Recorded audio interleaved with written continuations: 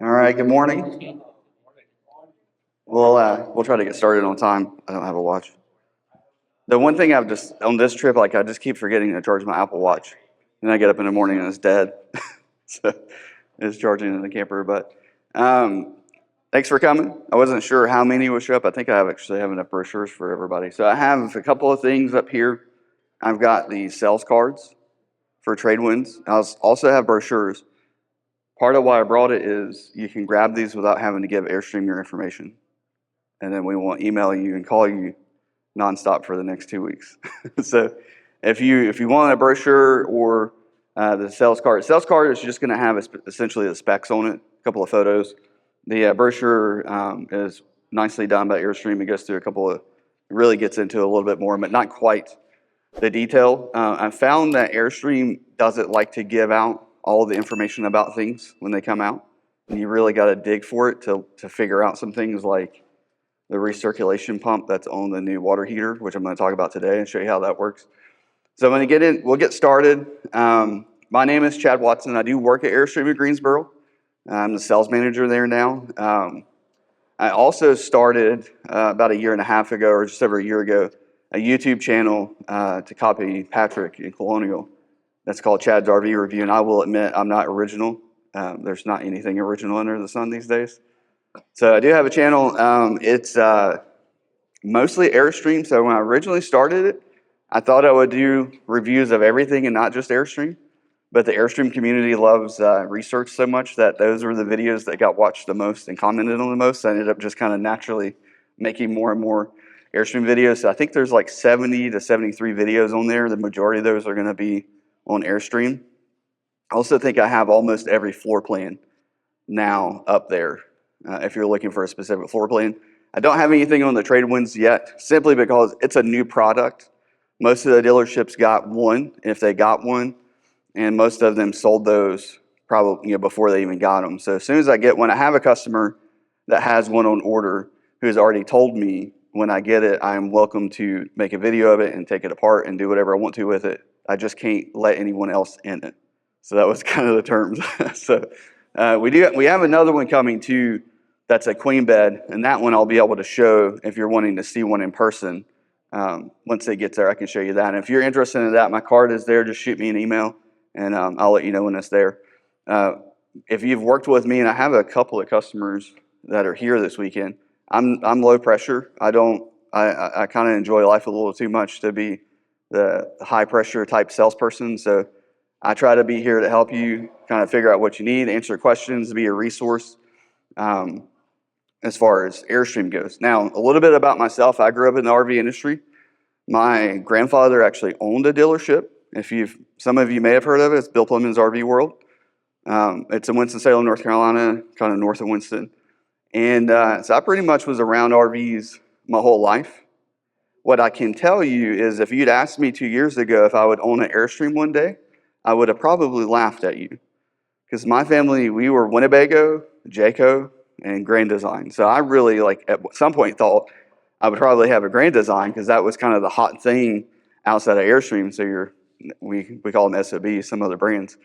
The best part is when I met my wife, she only knew RVs. I think her grandparents had a conversion van, but there was like a conversation where she was like, "I'm never going to go RV." So I know that you do RVs and you sell RVs and stuff, but that's not really in my repertoire of things I want to do. She also didn't like NASCAR. I now have her into NASCAR, and we own a flying cloud. So fix those two things. But really, I mean, I envision myself eventually having probably a Winnebago. So for me to end up buying an Airstream really says a lot about the brand, I think, because I've literally, I grew up in it. I mowed the fields, I weed eated, I washed motorhomes, I've worked in service, I've worked in parts, and then moved into sales and finance. When my uncle sold the business to Blue Compass, I had the opportunity to move to a different store, which for me was the opportunity to not be under the family, if that makes sense, and to be able to kind of flourish at a store that was, just me there and not the rest of the Plymouth family. And I found out about Airstream. We went up to the factory and toured the factory together. And then a month later, I went back up and did the factory training they do with the sales folks. We go through the whole training. We do the museum. If you've not been to the mothership, I highly recommend it, especially with the new museum that they have there. We come out, and I look at Laura, and I'm like, okay, well, what do you think? And she turns and looks at me and goes, I want one. And then the next thing that happened is we go to the Tanglewood rally last year with you guys. In the store, our GM wanted to be a part of it. I think we got y'all barbecue. My wife made cupcakes, and we hung out. And when we left, I said, what'd you think of the rally? And she goes, I want to be a part of this. So we bought an Airstream, and we joined the Carolina Club. So for the most part, when I come to the club meets, to the rallies, I'm just coming as an Airstreamer. And occasionally I'll do I'll do a seminar or something, depending on, what's going on. But I'm not here to try to sell anyone anything. I'm just here to enjoy Airstream and be an Airstreamer. But feel free to ask a question if you've got a question about something new. The new ones, I don't know as much about the older models, the 70s and 80s. That's before my time. But the 20s, I know those pretty well, especially the 24 and the 23s and 22. So if you have a question about those, be happy to answer those questions. So to jump into the trade winds, this is the original trade winds. So it's a new model with an old name. If you guys know Airstream, a lot of you are going to know the trade wind was a model that was out in the 50s into the 80s or 70s, 80s, somewhere around there. There was I saw a few single axle models, a few double axle models, and I think Airstream used to kind of blend the single and double axles more within the same nameplate. Nowadays, and I think 2021, when they went under new leadership, they kind of separated the single axles and double axles to try to make it a little bit easier to understand what was what floor plan represented what. And I like kind of where it is now as far as that separation, because I think it's easier. It's at least easier for me to understand it. When I go back and look at some of the older models, like the Flying Cloud Bambi Sport, it's a Flying Cloud, but it's a Bambi, but it's also a Sport, and it's a single axle. So it's a mix of a bunch of stuff. It's kind of hard to figure out what it is. Now with this freedom of power comes some standards. So you're gonna have a standard or 3 270 amp hour battle-borne batteries. It's going to be fully inverted with a 3,000 watt inverter. It has a 3-inch lift kit from the factory. That is the Dexter lift kit. So it's not a off-brand or Airstream brand. It's the one that Dexter sells. So it's the same lift kit you can add to your Airstream if you've got those Dexter axles at a dealership. 600 watts of solar panels, which I'll talk about too. The Suburban tankless hot water heater with the recirculation. And then this is basically built on the 25-foot Flying Cloud. It's also essentially a 25-foot Flying Cloud. It's got the same awnings, a 25-foot. It's essentially the same rib construction, the same exterior skin, interior skin as the Flying Cloud. Now, the interior is going to be different because it's going to be based on the trade winds, but everything else is essentially the guts of the Flying Cloud. Now you have a twin bed option. They're going to start building those in January, but we can order those now. So it's not like you got to wait till January to order it. They're already ordering those. They're just not going to start building them until January. And then the queen beds are what's coming in now. So if you go to a store that happens to have one, it should be a queen bed. And then there are a few color options. So you're going to have the filled stone, and you can see kind of at the bottom there's a photo that gives, I guess, the inspiration for the color choices they did. To me, this is a little bit retro with a very outdoors feel. So you've got that dark wood tones for the laminates, the cushion colors, and even like the little buttons in the cushions. To me is kind of it's that older look, but I think it's a cool retro. We like it. We actually prefer the terracotta. And so far, of all the trade winds that I've worked with customers on, we've only sold terracotta. So I'm not even going to get to see what the fieldstone looks like for a bit. It looks like that seems to be the popular color. It's kind of that fall. If you're thinking like, what is the color? Think of fall leaves. That's the color that they went after. And they call it clay. But if you actually look in that photo, and this layout is from the brochure. So if you grab our brochure, at some point you'll be able to see this a little bit closer. It's very much like the color, that deep orange of leaves that you see in the fall. Just like the Flying Cloud, the only thing that's changing is the cushion color. Everything else is going to be the same. So the same tabletop, same laminate color on your cabinets, the same floor. All of that's going to be the same. It's just the cushions that are changing. Airstream, I think, does that mostly for cost. If you only get the option to change wood color and flooring once you get to the Globetrotter, and then that's a significantly more expensive coach based on, compared to the Flying Cloud or the International. Now there are a few options. These options are very similar to what you have with the Flying Cloud, except for one. This is going to have the composting toilet option. This is the same composting toilet that they currently put in the REI base camp. A couple of unique things about this composting toilet. It is still connected to the black tank in the coach. You still have a black tank and you still have a gray tank. What's going into the black tank is liquids. So if you think about the process of going to the bathroom, it's going to collect solids down into the base. The liquids have a tube that goes down into the black tank. The reason they do it this way is if you are looking to boondock, which is what this is really kind of built towards, is the ultimate boondocking vehicle from the factory. By collecting liquids into the black tank, which is 39 gallons, you can collect 39 gallons worth of liquids. The composting side of the toilet, they say you can use up to 80 times. I don't know how that works. I don't know how you can use it 80 times, but that's what they say. It does, to me, that doesn't make sense, but that's what they told us. So if you can think of, you kind of imagine you got 39 gallons for liquids and 80 uses for your composting side of it, your solids, you can go camping for a long time with this composting toilet. You're also not having to pull out a tank. Most of your composting toilets, there's a tank that collects liquids and you've got to pull that out and then do something with it. There's a couple options. You can pour it into a larger tote that you carry, one of the, what do they call them? The totes that you can carry with you to collect your black tank. Or you take it somewhere and pull it down into a toilet. But if you're dry camping or you're boondocking, you're probably not near a gas station that you can go to and pour something into. So with this, because it has that black tank and it's connected to it, you can use this for a lot longer than you would even a normal composting toilet. Definitely a lot longer than a traditional black tank with a traditional toilet. The other thing that they do here that I really like is that the tank itself has a fan and hose hooked to it, so it exhausts to the outside. It's a small 12-volt fan, very small pull when it's running. What it's doing is always creating what do they call it? Can't think of the word they use, but it's always creating a pull out of the toilet to outside. So instead of the toilet being able to exhaust smells into the camper, it's always pulling air through it and out. And that's just to help keep it smelling good. That's cool. You don't usually get that with a composting toilet unless you install a specific one to kind of go to that extra step.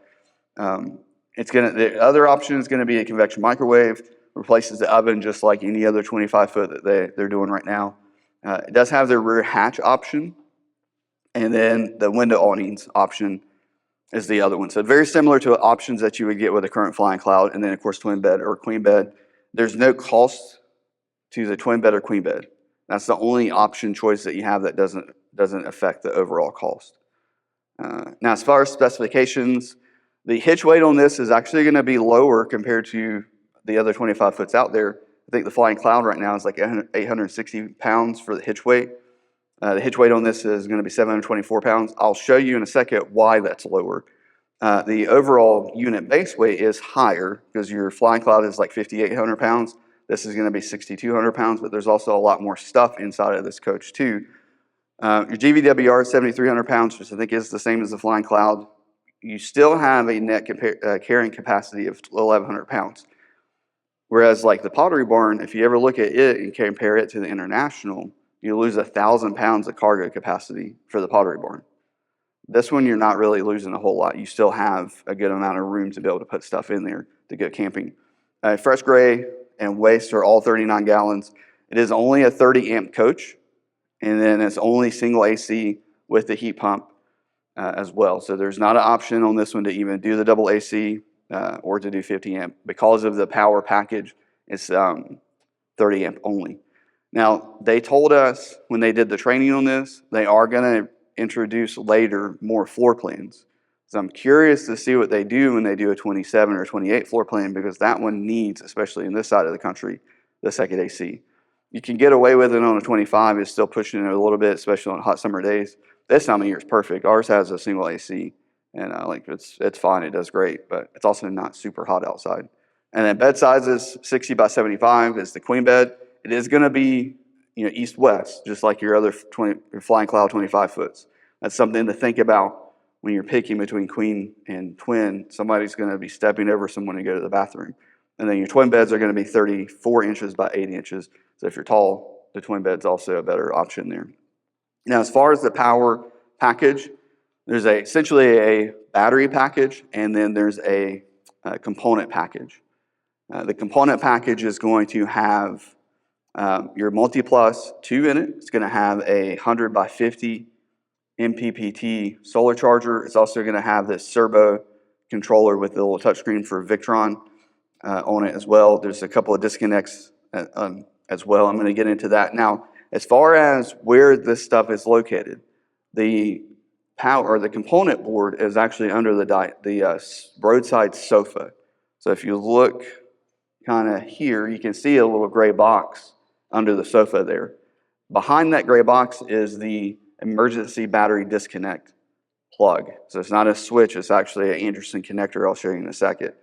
And you can see kind of the other angle there. So you lose that storage. From what I can tell, that's the only storage you're losing to add this setup. The batteries are on the outside, so it's just that little bit of storage that you would normally have under the sofa there. You don't have that. It's full of stuff. As far as the power, you're going to have a smart shunt from Victron to calculate your state of charge. You've got the MultPlus inverter. So this is not going to have a traditional inverter behind the breaker box like you're used to having with your Airstreams. It's going to be built into the MultPlus. It's going to manage all of the charging for the batteries outside of what the solar is going to do on its own and what your tow vehicle will do. So it's 3,000 watts of inverted power. It is a whole house inverter, meaning that every plug, every circuit, everything inside the RV is on this inverter. It's essentially running through the inverter. The inverter is managing what power is being sent out to the breaker box. And it will do that. It will see shore power coming in and let that go through. It'll see battery power coming through if you're inverting and let that go through, as well as solar is all kind of managed inside of that box there. It can run the AC heat pump. Airstream said in their testing they've been able to run the AC for about 4 hours. What I don't know about that testing is any conditions. I don't know what temperature they had it set at. I don't know what the outside ambient temperature is. What I can tell you is the E1 package on the touring coaches is a 12,000 watt system. This is a 9,200 watt system. I can run the AC on it around 8 hours. And it's a 3,000 watt inverter. So a very similar setup with 12,000 watts. So I feel like 4 hours is probably underestimated for the system. Once I get one in-house, I'm going to definitely do some testing to try to have a better idea of what it can actually do. But 4 hours is what they're saying. It's a 120 amp, 12 volt battery charger built into it. And then it does have a fan on the unit. If you know anything about these, they can get hot, they can get warm. It has a fan on the unit, and there's another fan, they call it a terminal disc fan. I haven't seen what that looks like, that's underneath it. If you also noticed in that photo I showed you of the dinette, there's a lot of vents going, like the openings underneath. And if you're used to the furnace, there's that opening that kind of goes back into the furnace. I think the furnace is still sitting in the same location, and they have an additional hole to go up in there to let air get into that area to let it breathe. And then you're going to have the Victron servo controller. That is, you can kind of see it. It's not the top one up there. It's the next one down. That's going to be essentially the computer that lets everything that Victron makes connect to it, so you can control it through the app or through that touch screen. There's two kind of, there's like a main screen and a secondary screen. The one that's up there that you can see is the secondary. I like it the most because it's the most simple as far as seeing what's happening. On there, you're going to be able to see your AC input going into the MultPlus. You can also see your AC load that's coming out of it. You can see your solar panel production for what's happening at that current state. You can see your battery state of charge there. You can also see what the MultPlus is doing, so if it's inverting, charging, whatever it's doing, it'll show you that as well. And then how long the system has been up and if there's any alarms. You can set a password to give limited access. So if you have somebody in the family that doesn't need to be able to make any changes or mess anything up, you can set that up. Or I guess if you're going to let somebody borrow it, I don't know who would let, I would not let anyone borrow a Tradewind, but you have that option there. The MPPT solar charger, it's set to lithium from the factory, which definitely should be. It's 100 over 50, so 100 volts, 50 amp input. The solar panels are the Marlin solar panels. They started this in 23. They partnered with Marlin in 23. The rigid panels is what's on the 2023s and 2024s. This is going to be the flex panel that's on the base camp.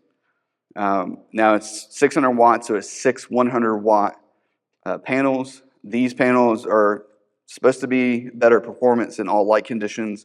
They're also ran in such a way that if one panel is covered, it doesn't reduce the other panel's capability of production.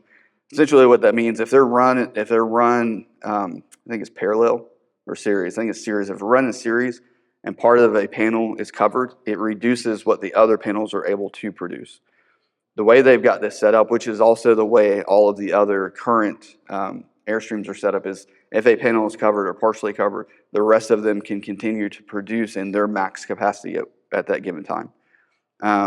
You can actually see there's two massive combiners pulling each of those panels in separately. On the current setup, there's one of those that pulls in 3 panels. Now we've got double that, so they added a second combiner box to let that come in. Then the 3 battle-born game changers. So these are the GC3H. The H stands for heated, so they do have the heating system in.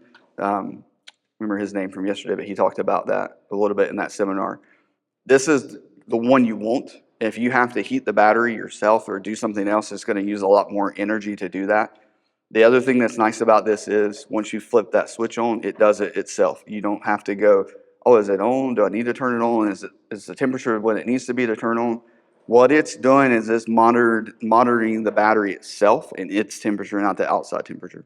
So once it gets down to, I think it's 32 degrees is what I put in here, 35 degrees. Once it gets to 35 degrees, it will turn the heater on itself and heat it to where it needs to be able to receive a charge. There is a switch that's near the TV in the lounge that you have to flip on to let it do that. So you can turn that off to prevent it from cutting on if you've got it stored or it's the middle of the summer or something like that. It doesn't even need to be active. You can turn that off, but you have to turn it on to let it be able to do its own thing. But when you're flipping that switch on, you're not turning the heat on. You're just turning the capability for it to have heat, if that makes sense. It does have a BMS in it, which is a battery management system. You want any of your lithium batteries that you get, you want them to have the BMS built in. You're generally going to want them to have these things that are listed here. So the over-under voltage protection, your high current protection and short circuit, high temperature and low temperature protection. And cell balancing. What this is essentially doing is protecting the battery from getting into a situation where it would hurt the battery. And it's hard to do. It's impossible to do that as an individual trying to manage the battery. So you want it to have a BMS, and it's better if it can be built in, so it's less components that you have to have inside your coach. There's a lot of batteries out there, lithium batteries now, that are cheaper, but they don't have the low temperature protection, meaning that they won't turn the battery off if you're trying to charge it when it's under its rated temperature to be able to receive a charge. That's what this will essentially do. So if you try to send a charge to it and it's too cold, it won't receive it. And if you try to send a charge to it and it's too hot, it also won't receive it. Basically, the little computer on board will protect it from that. The other thing that's really important is your cell balancing. These batteries aren't just one cell that's lithium, it's multiple cells in there. Depending on the style, it's going to look like a Tesla battery or it's going to be like a flat pouch. Your smaller batteries are generally going to be the flat pouch design, and your larger batteries just in footprint are generally the cells that you're kind of used to seeing with Tesla. What this will do is it constantly is managing those cells to keep them all the same voltage, which it has to be for it to be able to utilize the batteries themselves. That's built in. With it being lithium, there's really no active maintenance to them. There's nothing to kind of check, which is a good thing because these are sealed in the underbelly, and I'll show you where that's at in a second. So they're not going to be easy to get to once they're installed. The battery bank, so where it's located, is going to be under the rear wheel. So right now, if you go out and look at, say, my 25 Cloud, flying cloud, you're going to see 3 boxes that kind of drop down. They're metal boxes that are protecting the tanks. There's generally going to be 2 up front, a gray and a black tank, and then the fresh water tank is almost always directly center of the 2 axles. Just to kind of, because that's the one that you generally travel with. Usually you kind of dump your other tanks before you travel, so they know that if you're going boondocking, there's a good chance that's going to be full, so they put it right over the axle. It keeps it off of the tongue weight, and it keeps it off the back, because if you get too much weight to the back, you're going to get squirrely, and if you get too much weight to the front, you'll also get squirrely and then cause other issues. So it's directly, the fresh water is always kind of in between those 2 axles. The next axle back, there's now going to be a 4th box, and that's going to be your battleboard batteries. I've asked a couple of people at Airstream how they're attaching them and how they're enclosing them. Nobody has given me an answer yet. So as soon as I have one, I'll know. My guess is it's probably the same as the other boxes they put in there that basically rivet them in. When we have to service those at the dealership, we take every rivet out and drop the whole panel so we don't have to cut holes into it. I learned yesterday, if you have an ice pick, you can do a lot of things to figure out where stuff is with an ice pick, but we generally will pull all the rivets out, drill those out, drop the panel, and then we have full access to be able to work on it and then put it back up there. If it's going to be that, if that's how they're going to do it, it's just kind of know, I think labor costs to service those batteries are going to be high, because you're paying the technician by the hour, and inflation, everybody's hour rates are going up. I remember when at Plymouth, like I think at one point we're $99 an hour, like that. If you could get that right now, like jump all over that. But you also may have somebody that just started. So that's something to kind of note where it's at. There's also going to be a no drill location, and you can see there. And that's the only place I've found this is in the manual. So I definitely recommend reading the manual when you get this one, because there's a lot of stuff going on with it. And then there's the large Anderson connector. You can see it there, that red one. So that's how they're connecting this system, the batteries to the board. The component board is with this Anderson connector.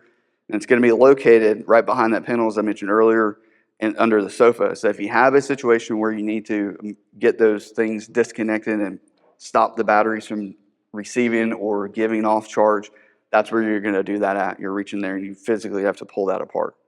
And the manual actually says, like, grab both sides with your hands and pull apart. I think that's everything on that. The power management, now this is something that I really like that Airstream's doing with the trade winds, and it's also something they should do with every Airstream that gets solar. Currently with the solar, there's not a solar disconnect. And if you ever have someone install a solar package for you with lithium batteries and 3 or 4 or 5, 600 watts, they're always going to have a battery disconnect, a true battery disconnect. They're always going to put in a solar disconnect, and then you'll have kind of your normal operating disconnect, stow disconnect that allows certain things to continue drawing off of the coach for protection and things like that. Your propane tank or a propane detector, like you want that to always work, right? So they don't currently install a battery disconnect for solar. So it's always pretty much, depending on how it got wired that day, it's always going to the battery. And that's something you have to think about if you're pulling the batteries apart. It may be receiving solar energy down to the batteries because there's not a disconnect.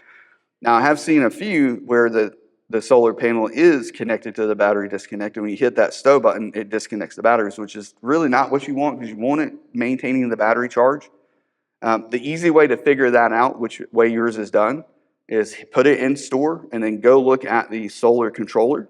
If that's turned on, it's probably sending charge down there. If you put it in stow and that's turned off, it's probably not. It's turning your solar batteries, your solar charge controller off, as well as disconnecting everything else. So this one is going to have 3 basically breakers, but you can also think of them as disconnects.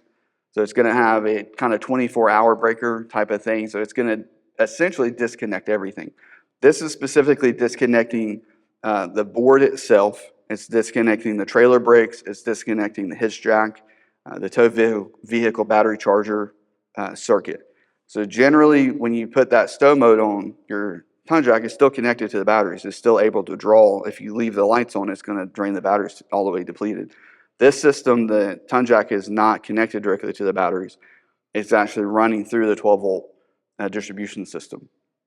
And if you ever wonder what that is, take the thing apart and you'll see this one box that has a spaghetti of wires going into it. That's a 12-volt thing, 12-volt distribution box. One thing I will say about Airstream that drives me crazy, they do not know how to run any wire cleanly. It's just a mess. It's always a mess. If you go and have somebody install a system like this, the wires are going to be ran clean. They're going to be labeled. They're going to have wire ties around them and be organized and be easy to see where everything's going. This is not going to be that way. This is going to be the normal Airstream way of just throwing it in as fast as they can.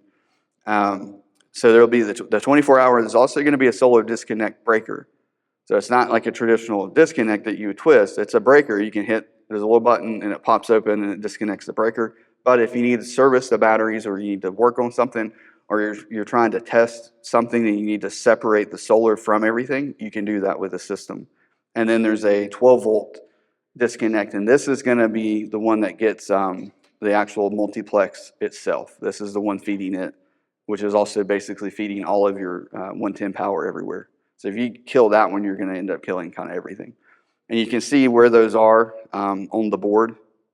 And they basically, it looks like to me they're assembling this board separately, and then they're carrying it in and setting it in place when they build the trade winds.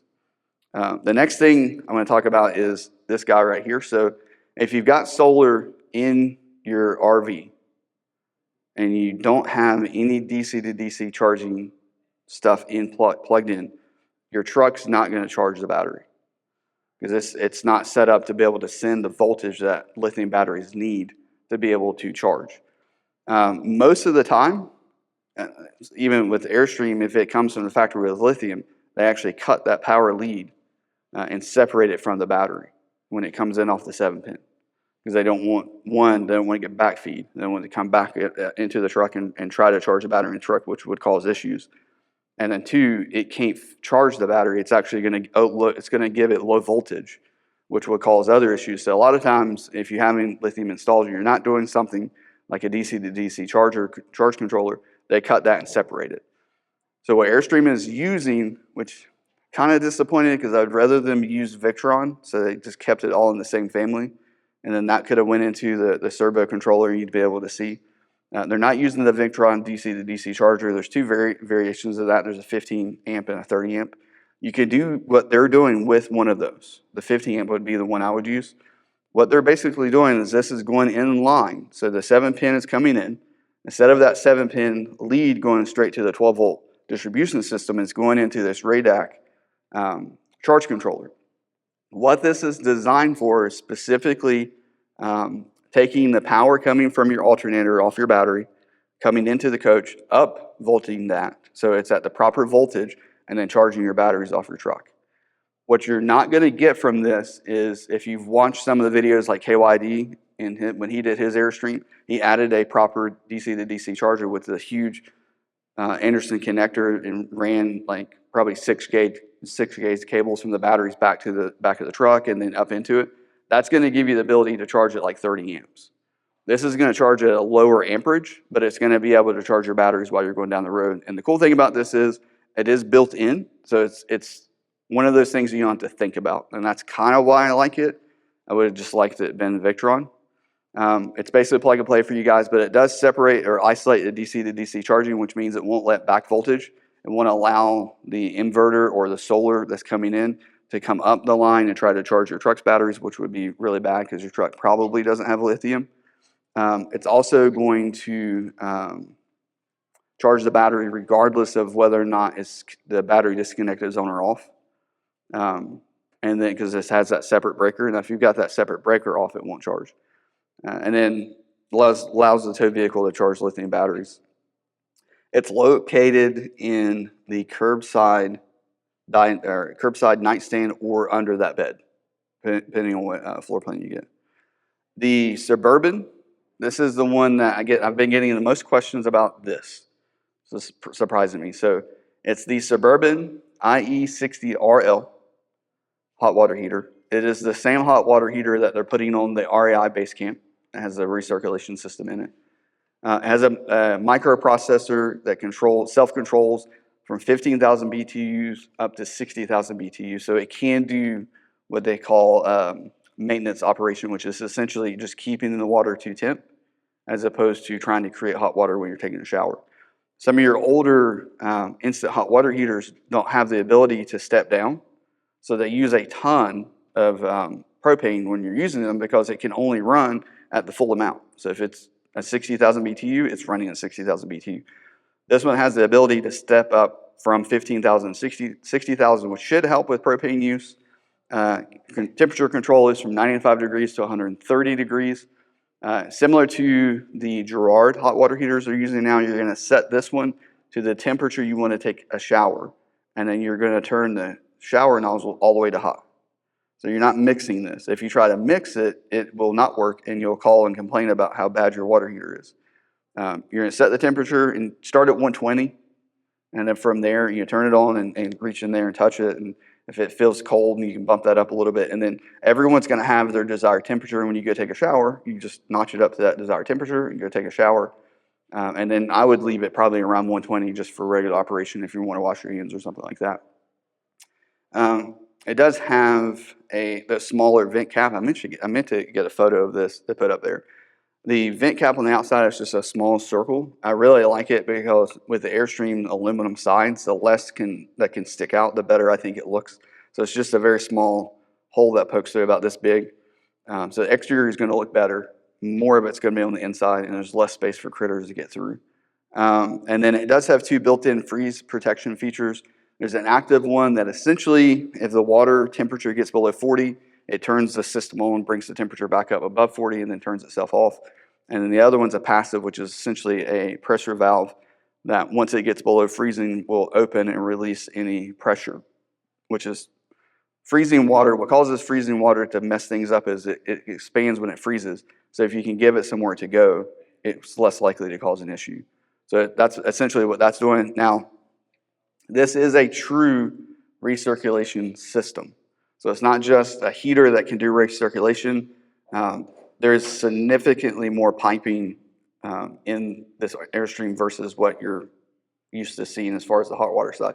You can see the bottom run there, that's your cold water. That's what you would normally see for hot water. The top portion there is hot water. So there's essentially two hot water lines running to every faucet except for the outside shower. The bottom corner, I need a pointer. The bottom corner here is actually where the water heater itself is. Inside of that water heater is a pump that will circulate the system. When it's circulating the system, if you could think of like a big circle, and in the middle of that circle, or at the bottom of that circle, is a water heater with a pump. It's just running water around that circle nonstop. So it's always evacuating cold water with hot water, cold water with hot water. And then say you have a shower, you just pop off of that circle somewhere, put a shower in. So instead of having to evacuate from the water heater all the way up to the shower to get hot water, which is what we do now, you're only evacuating a pipe this far because you just got to get that water out because right to that connection is hot water. That's what this is doing, and it's part of what makes this so much better for dry camping is you're only going to waste that much water to get hot water. Where right now when you turn the shower on, it runs for a little bit just to get hot water. As soon as you turn the thing off, it gets cold, and then you turn it back on and you get cold water in your face for a second, it starts to warm up. It's going to be significantly different with this system because once you've turned the hot water on or asked for hot water, it's running hot water through that loop. Now, it's not a traditional loop like a house. When they do that, they'll run hot water around the house and kind of hit every point where they know they're going to put something, and then they go down to where the faucet is. That's the most efficient way to do it because you're just running one pipe around. Because it's a travel trailer, you don't really have the ability to go up in the top of this Airstream and run a thing around or go to the bottom and run a pipe around. So they're running pipes to each point, and then they're putting basically a loop into it at that place. So where the shower is, there's a little loop in there. Where the galley is, there's a little loop in there. Where actually is a loop on the outside shower, it just looks different. And then where's where the water pump is, there's another loop there. So the water pump is also able to pull water into the system and still create that loop. There is a small, I think it's a gallon tank in the hot water heater. So instead of it having to create hot water all the time to run through that loop, it's only keeping that tank warm, which should mean that it's only running around 15,000 BTU to keep that tank to temp and then run it around there. Once you ask for water, it's then going to turn the bigger burner on and bring it up to 60,000 or whatever it needs to heat hot water for that on-demand side of it. So it is tankless. It's not technically tankless because it has a small tank, but it's on demand, if that makes sense. All right. Thank you. My card's up here. Feel free to email me, call me with anything, and then take a brochure or a sales card. Thank you guys for listening. Yes?